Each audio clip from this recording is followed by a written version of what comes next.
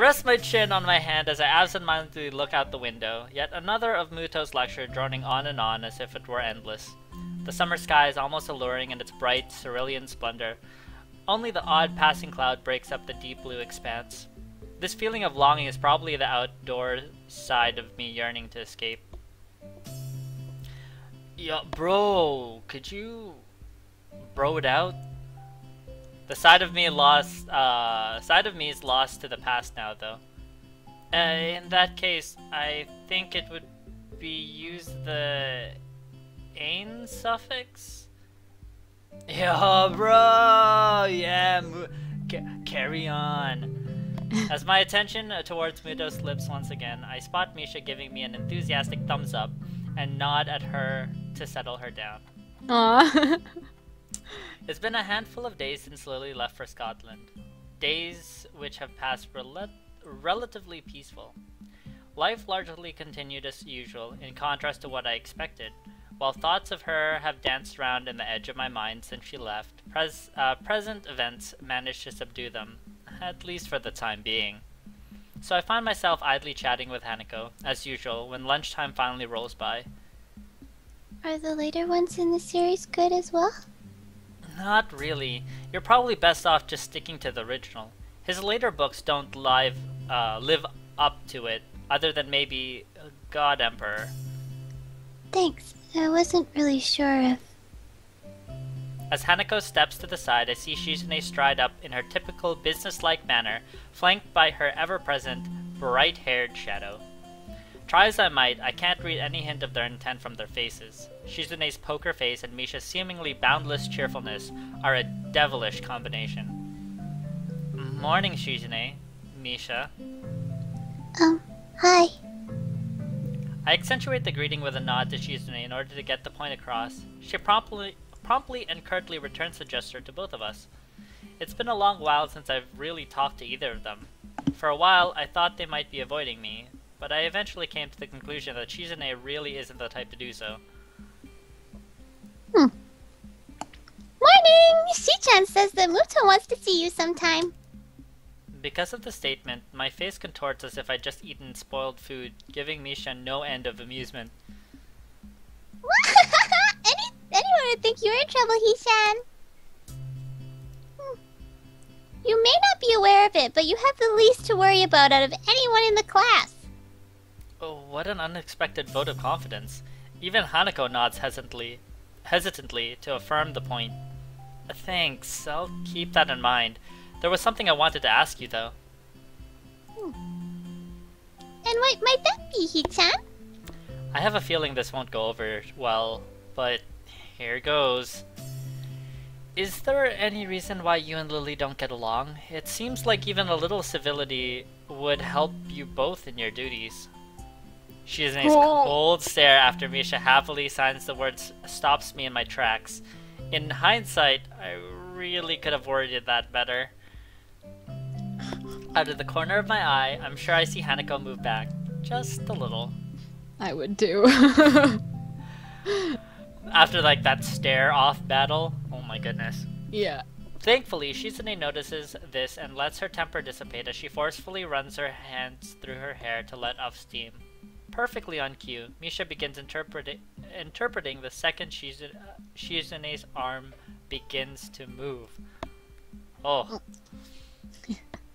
I would say that such matters aren't relevant to you, but since you seem to have befriended Lily...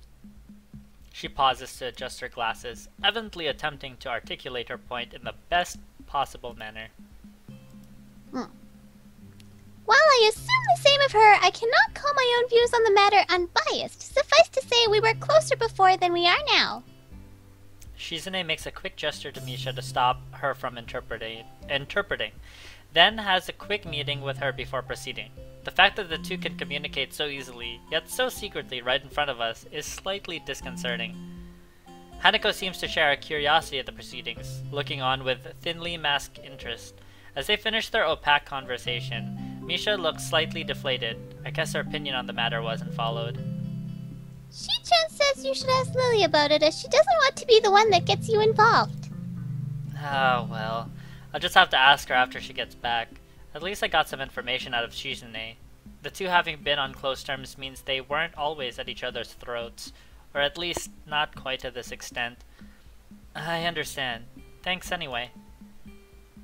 With a nod and a farewell to the two break away and walk out the door, no doubt heading straight for the student council room. Could have gone worse, I suppose. Hanako lets out a long breath, relieved at the confrontation's resolution. I can't say I blame her. I'll see you later then? Yeah, I'll meet you in the tea room. See ya. With that, she waves and joins the trickle of students leaving the classroom. Yo, bro, you got a sec? Delivered in his typical monotone manner, he apparently decides that I need a reminder to see him already. Eventually, I finish packing up my things. By the time I reach his desk, the classroom is close to empty. Bro? He looks up, taking measures of my face before giving an awkward, rather obviously acted chuckle. Chill out, bro. There's no bro trouble here. I just wanted to bro with you for a minute. That's something at least. For a moment I thought my maxim of keeping my head down and pen up had failed me. So, what did you want to talk about? You good, bro? You good?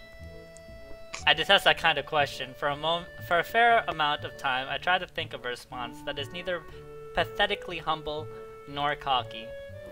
I'd say I'm doing okay. The work doesn't seem too hard, and I'm doing better than the test. Oh, I'm doing better on the test than I thought I would. Oh, bro! I give a mental sigh of relief at his satisfaction. To say that I don't gain a little pride from his comment would be a blatant lie. In the maelstrom of thoughts clouding my mind after learning that I've been transferring to Yamaku, my school grades seem utterly unimportant. Being entirely clueless as to what skill level would be assumed of me, once I actually got here, I was hugely relieved when I found out that I understood well enough the schoolwork we'd be doing. Yo, I know you have a hard time, bro, but you think about your bro future? Like, bro university? My future? You know, what you'd like to be broing out, 20 years from now, bro? I wouldn't be surprised, bro. Like, last school, this school, you don't have any, just bro. Just bro. Shit, I totally, tried to read that sentence fast, and I didn't make sense to me, so... bro. Bro. I suppose the last year of high school is the time when students would need to be thinking about such things.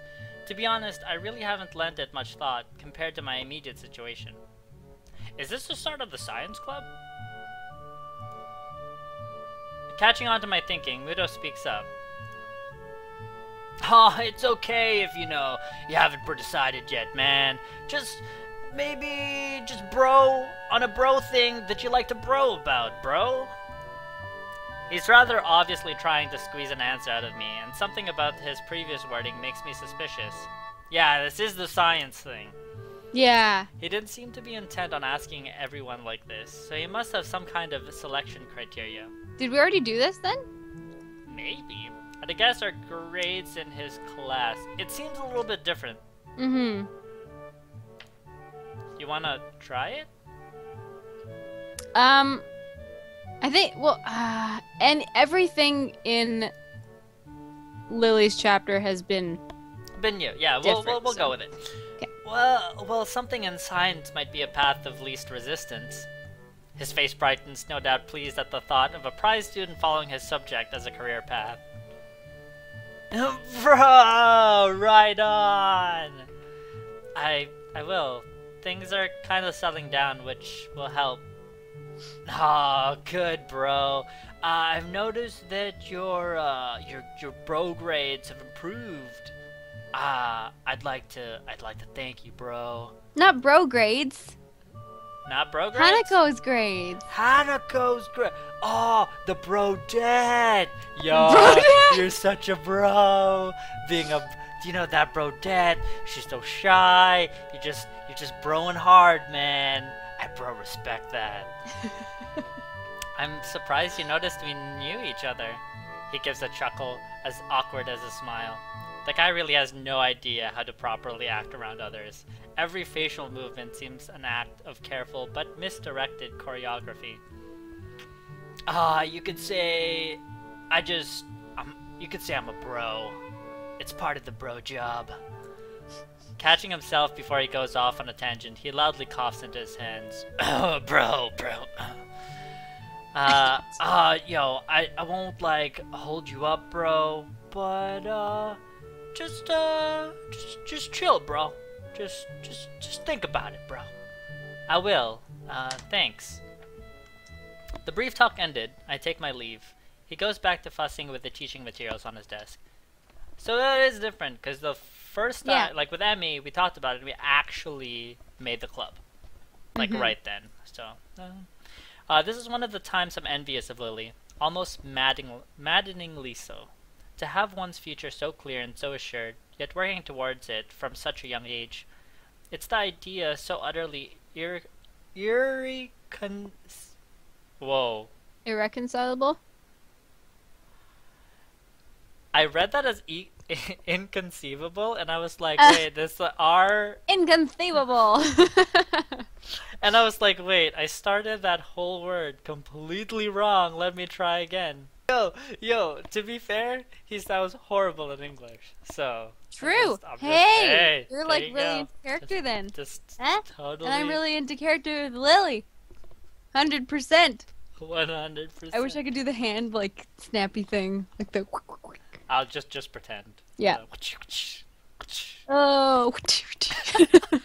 With my thoughts mired in the in the present day, just as they've always been. It's rough. I swear they just like put in really complicated words for no apparent reason. He sounds a friggin' poet. When he like looks up the sky, he's like, "Oh, that." When he has his really an expanse. When his like inner monologues. But I feel like they overuse words too. Like how many times have they used the word din? Din, yeah. They love that word, dude. And throng. Throng has been like the word of the day here. It's so bad. Walking through the lobby to the cafeteria, I silently rue. That's another one. My daily routine having been completely thrown off. It had seemed like a normal day. I arrived in class before most due to waking early and having become quite adept at chucking down my pills without choking as I get ready for the day. But as students trickle on, one never materialized. Hanako. I step inside, my eyes scanning the expanse of the cafeteria in search for a suitable place to take a seat. It's a task made more difficult by the groups of students moving about and busily talking. Gah! A hand pounds my back hard a couple of times, severely winding me. I didn't care less about the culprit as I focused my thoughts on my chest in a near-automatic reaction. God damn it, Emmy! Oh my lord! Seriously? No, it's not. They know about it. Emmy knows about it. Oh. It's fucking Kenji. I swear to shit. Why would he... My hand instinctively tightens on my breast. I start going through the steps I rehearse in my mind every other day. Breathe steadily. In and out. With a measure of relief, I can slowly feel my chest becoming less tense. By the time I look back up, my face is covered in sweat from the experience. Oh, you called it! I fucking told you. I knew it. Hey man, are you okay? No, you fucking... Wow. God damn it! Don't do that, you idiot! He retreats back, an expression of unease written on his face.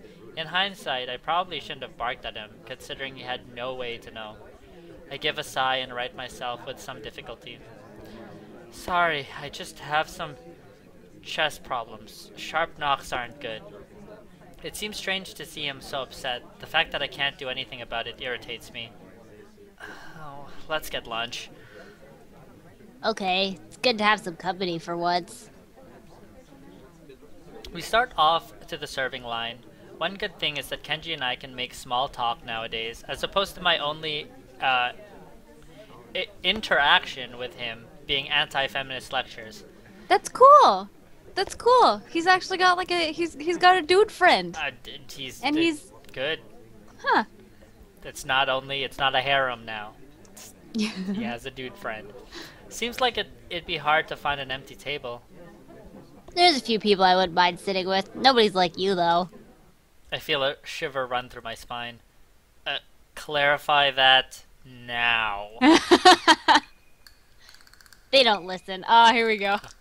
Their minds are closed. It's the media, man. The goddamn brainwashing mainstream feminist fascist media. He takes a breath and I savor the second of silence. I like how Kenji literally just sucks the soul out of you. He's like the one character you don't want to voice. Yeah, you're just like, just like, oh, here we go again. Sick and tired of your shit, Kenji. Sick and tired of it. Damn, they control everything. Everything but you and me. I relax a little while we grab our food and drink. So, what do you got for me? Uh-huh. Come on, you've been hanging around Sato and that other chick for ages now. Rumors are all over my class and probably some of the others too. Eavesdropping isn't a good habit. Let me guess, you never do it, not even when you're bored, really? Well, fine. Point taken. Both of us stop to have soup ladled into a couple of small bowls and placed onto our trays. The concoction that lands into the bowl looks pretty questionable, but at least it smells reasonably good. As we take our seats at a miraculously free table, I try to think of something that would actually interest him at all. I hope I can come up with an acceptable topic. I found an answer to that question you asked a couple weeks back, where Lily's non-Japanese half comes from, that is. Good man. It's Russia, right? Totally Russia. Scotland. It's Scotland. He's visibly stopped in his tracks. Scotland? Yeah, that was my reaction too. She can speak English fluently and everything. Gets me every time. Damn it, do you realize what this means? How terrifying this news is to me? I think he's hyperventilating.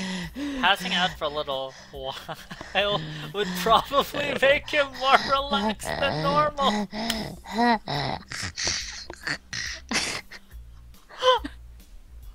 Can you? Oh my god. We have to make a decision about Kenji.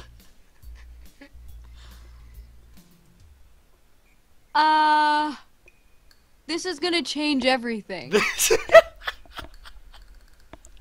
This changes everything. Oh god. This is the hardest decision we have ever made. Because how the hell is this going to affect This is true, and our relationship with remember Lily? the fact that it ended up that Muto was the decision that just changed everything. So okay, we've learned that ignoring people is not a good idea. But can we really say that about Kenji though? I want like every fiber of my being just wants to ignore him.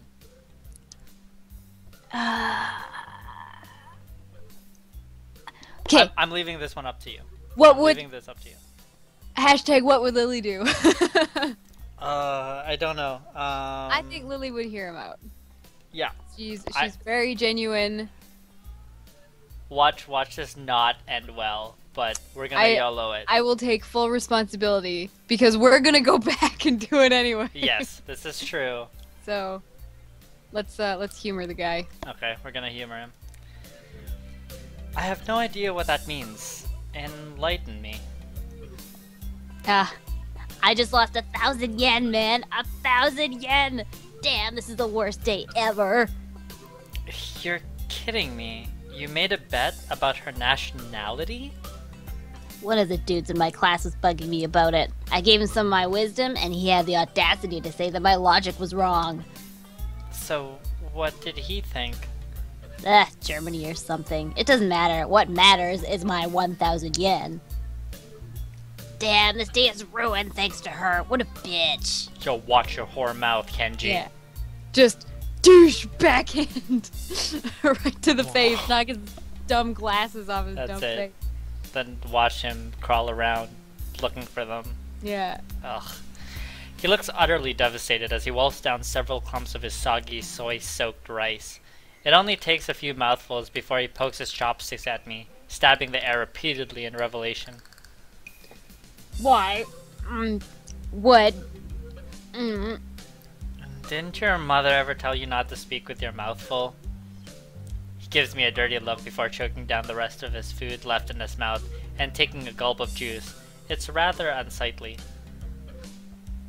Remembering my own food sitting in front of me, I decide to get the task of eating the cafeteria food over and done with as fast as possible. The sooner I do this, the sooner the experience will be over. So, as I was saying, why would anyone want to live in that place anyway? I mean, what is there to see? Grassy plains, that's it. Lots and lots of grassy plains. And men in kilts. I'm not sure which is worse, this food or his worldview. I can feel my face being dragged down by their combined weight, not that he'd notice or care. It's not that bad. Why do you care about her so much anyway? She's just your class representative after all. Kenji totally has a crush on Lily. Totally got the hots for Lily. Totally just wheeling hard. He gives a malevolent chuckle. Were this anyone but Kenji, I'd feel uneasy at how he sounds. I finally found the chink in the Feminist Legion's armor. It took a while, but I'm confident that this is going to be how we can break down the whole system. I'm about to blow your mind. Are you ready? I tune out his ramblings for a moment as I finish my rice and start on the unappetizing soup. One taste is good enough to confirm that it's cold. Ready as I'll ever be. I've confirmed that Lily is in the Mafia. What? Alright, stay with me for a second here and I'll describe the scene. I wish I could do otherwise. Lily's there, walking down the street after school. You're not stalking her, are you? No, damn man, I do have some sense of self-preservation. But not dignity, or morals, or social standards. Anyway, as I was saying, this car pulls up next to her, and guess who steps out? A man in a pinstripe suit. Oh god, it's Akira. Waves her in, and the two leave just like that. I tell you, man, she's under protection. Under protection. Oh, men in a... Oh... I can see where this is going. It takes an effort not to sign exasperation. Let me guess. The man was about average height, had a slightly slender build, had blonde hair, looked foreign, and smiled a lot. He looked positively stunned. I take advantage of the moment of quiet to quickly gulp down a mouthful of cold soup. Seems you're more observant than I thought. Kenji's boring me, sorry. Yes, I have chosen well. He giggles a little and nods to himself so dramatically that it looks comical. I can't tell whether it's intentional or not, and that fact makes me frown. This has important ramifications, you know. If she really is connected to people like them, we're smart about what we have to do with this information. We could turn this into our greatest weapon against the student council. Once he starts rambling into conspiracy territory, my juice suddenly becomes of much more importance. Monologue time. There you go.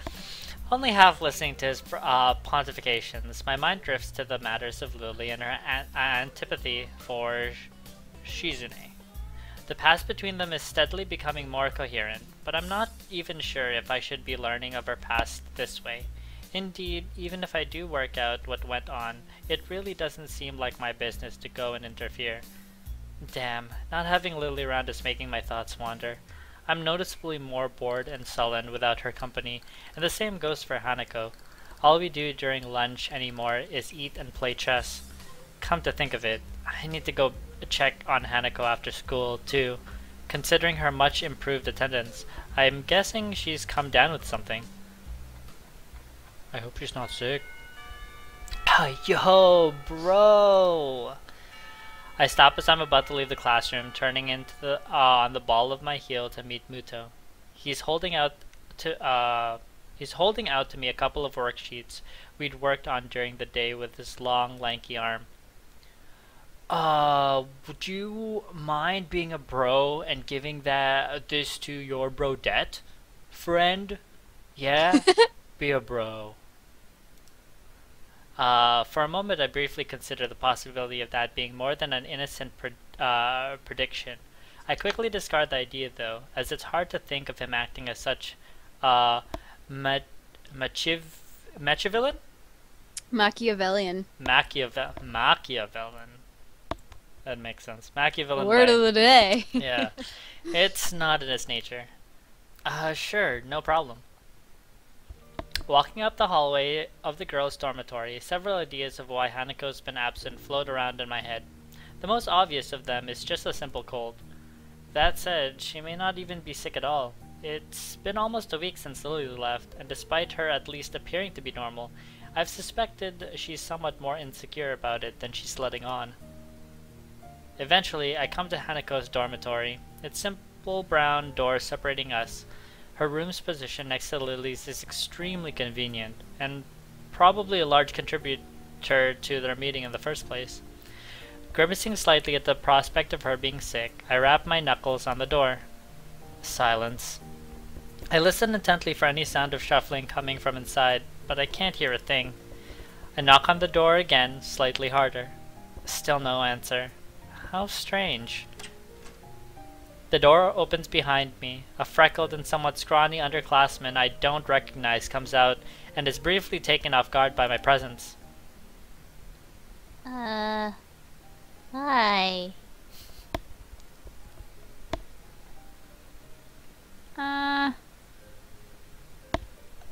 To ask. Well, I'm... Okay. Yeah. Yeah. The fuck's Hanako? Actually, this may be rather a fortuitous meeting. Hey, excuse me, do you know if Hanako's come out of her room today or not? She doesn't seem to be answering. Yukizawa is Yukizawa. Her not answering the door is totally normal. That tall foreign girl is the only person she'll ever talk to, after all. She gives a shrug before walking down the hallway, having much more important matters to attend to than Hanako or me. Her dismissive attitude annoys me. Yo, bitch, I'm talking to you. Don't walk away. We're not done here. I say when we're done. Just like throwing stuff at her.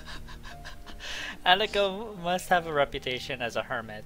A reputation that doesn't seem outright undeserved, at least in the time before we'd met. Scratching my head, I make one last attempt at getting Hanako to answer as I knock on the door one final time. Hanako, it's just me. Muto said to give you some stuff.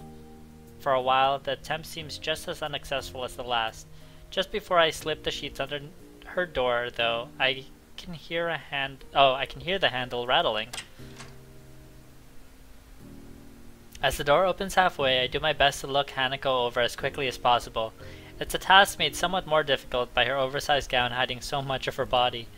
She doesn't look sick, or at least not immediately so. To be honest, I'd have preferred her expression right now. Oh. Hi Hanako. Muto wanted me to give you these since you weren't in class today. I hold out the loose sheets, which she tentatively takes in her hand. The way she moves is weird, devoid of thought, as if she's some kind of mechanical automaton rather than a living being. Are you okay? If you're feeling sick or anything, I could get the nurse. It feels almost pitiful to put on such a routine, get well soon act. I can't think of anything else I could possibly do for her, though. She seems to collect herself a little at the notion, but only a little. I'm fine. Oh, okay? Aww. What's wrong? What? An awkward silence follows, eventually ended by her nodding solemnly in farewell and closing the door. The entire experience feels surreal. I thought we were making progress with her. And Something's up. What? Something's up that she didn't want to tell you. More than a little put off, I wander back to my room and hope that she'll be better by tomorrow, despite not knowing exactly what's wrong with her. Hanako! What's wrong with you? What's wrong? She's so sad. I don't know. Once again, I find myself in front of Hanako's door after another of unexplained absences from class. Nothing. Considering this is the second day in a row she's been like this, I'm starting to worry about her. Summoning my willpower, I decide one last way to get her to respond. Hanako, if you don't say anything, I'll go get the nurse for you. Go away. What? It's hard to tell whether her tone's one of depression, anger, or both. What in the world can I actually do to help her if she doesn't even want help? The message is clear enough. I can't just leave her like this, though. Just sitting in her room for days on end? Rubbing my temples in thought, I withdraw to my own room to think about how to proceed. Rationality is what's needed here. An overreaction may just make matters worse. I dig around drawer after drawer of my desk, looking for where I put that damn piece of paper. Before she left, Lily told me the number to call her while in Scotland, and I wrote it down. Now that I need it though, the damn thing is... here. I probably should have just entered it directly into my cell phone, come to think of it. Without further ado... I enter the number and anxiously press the call button.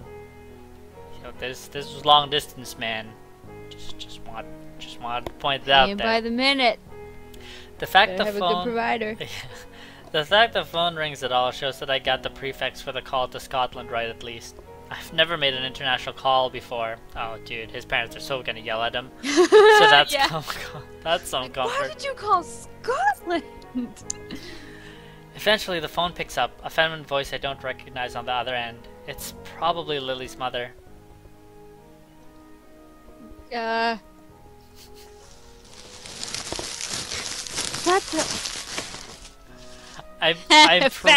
I'm pretty sure it's in English, so you should have probably said it's spoken in Japanese there. It looks static, so maybe it's static.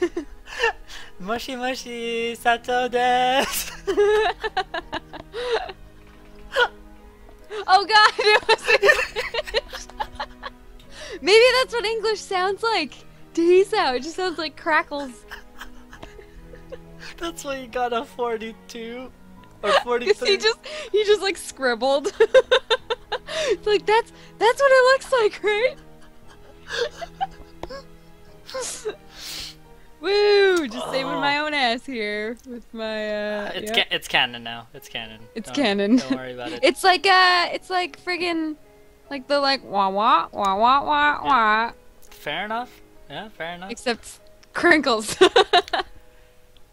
English? Suddenly finding myself unprepared, I realize I can't understand a word she says, either due to my limited vocabulary or her very heavy accent. I should have anticipated this, since according to Lily, her mother is a native Scot. Spoken like Scottish or Gaelic or something.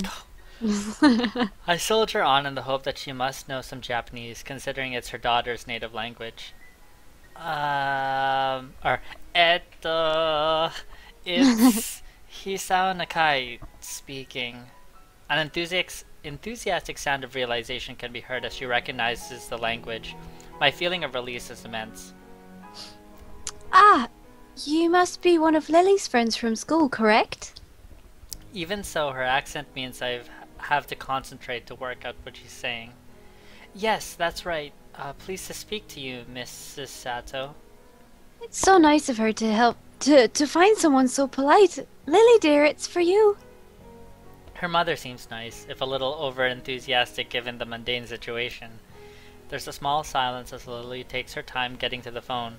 In the distance, I can just make out her mother scolding her playfully for just getting up. Hello, Lily speaking. You sound awful. She makes a sound somewhat between a dying animal and a yawn. Oh, The one thing I did remember to check before calling was the time zone. It'd be pretty late in the morning over there, so she really has no excuse. Not feeling well? just tired. What time is it there? Late afternoon. School's finished for the day not long ago. You're really not a morning person, are you? I don't need you making fun of it as well. It takes me a measure of restraint not to laugh at her pained groan. Poor girl. How are you doing over there, then, bar the mornings? It's been enjoyable. After not meeting them for so long, just having a meal together with my parents is nice. Though the pool and the sheer size of the house might have something to do with that as well. Even if they're not in Japan, from the way it sounds, her family must be pretty wealthy to live so luxuriously. Are things alright with you and Hanako? Damn, I was hoping that wouldn't be brought up quite so quickly. I take a moment to try and sort out exactly how to describe the situation without causing her undue worry, but she picks up on that without a word being said. Hanako's not well, is she? How did you know? Oh! Oh! Because today is her birthday. I hope she might have gotten at least a little better after coming to know you, but... Wait, didn't... Oh, right, we celebrated her birthday early. Mm-hmm. We're fucking idiots. How did we forget? I don't know. How is she right now? She missed school yesterday and seemed out of sorts when I checked up on her. Today, she missed school again and just told me to go away.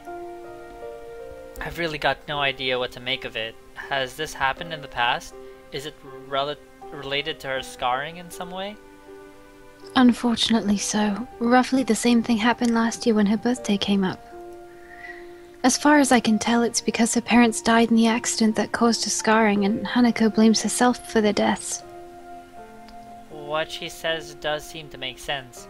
If she's blaming herself on her birthday, she may as well be rueing that she was ever born. The fact that Lily seems so in the dark about it, though, almost to an extent that I am, is a surprise. So that's why she lives in the student dormitories as well. Has she told you any more about the accident? As close as we've come, she's barely told me anything about what happened. What I know about it is largely conjecture. She sounds depressed, almost defeated. Considering the trauma Hanako must have gone through, I really can't fault Lily for not knowing. Nevertheless, she still seems to consider it a personal failing. Don't blame yourself, Lily. With everything she's gone through... I know. Thank you, Hisao. I'm sorry I can't be of more help to you. It's fine. I'll just give it some more thought. Thanks, and have a good time in Scotland. Hmm? It's nothing. Thank you for taking care of Hanako. Okay. Bye. Goodbye. And with that, the line goes silent. Amid the seemingly only increased number of questions I can't answer, the most immediate is what Lily was going to say. Oh no. I'm an idiot. She must have thought I was calling to talk with her, but I only asked for help with Hanako. Even more shameful than that thought is the fact that such an appraisal would be largely correct. Well, first things first. For now, I need to at least sort out Hanako and make sure that she's actually eating okay. The occasional passing student gives badly hidden glances at the plate of food I carry to the female dormitories. It's hardly a meal to be proud of, only being an instant microwave meal from the convenience store, but it should at least fill her up. Eventually, I arrive outside of her room, after having to ward off a couple of girls who jokingly tried to pilfer the food I'd taken so long to procure. Just some random girl's like, ooh, food! No, bitch. No. She's just like, puts a hand. No. Hand to the face, like, please. No. I decided to forgo knocking, since it was proven to be utterly useless measure, and is somewhat difficult to do with my hands full. Hanako, it's Hisao. I know you're listening. I've got some food for you. Silence. As expected. I'll leave it beside your door. Please eat it at least. Okay? There, I've said my piece. Now it's up to her. Putting the plate down, I walk back to my own room to eat my— Yo, the girl is just gonna come back and be like, oh. they're around the corner, just waiting for him to leave. By the time I return to Hanako's dormitory, a good hour's passed. Thankfully, there isn't anything to be seen besides her door. I walk back at least somewhat happier that she's eating. If she intends to get through this by herself, then being able to help, even if it's just in such a small way, is at least something.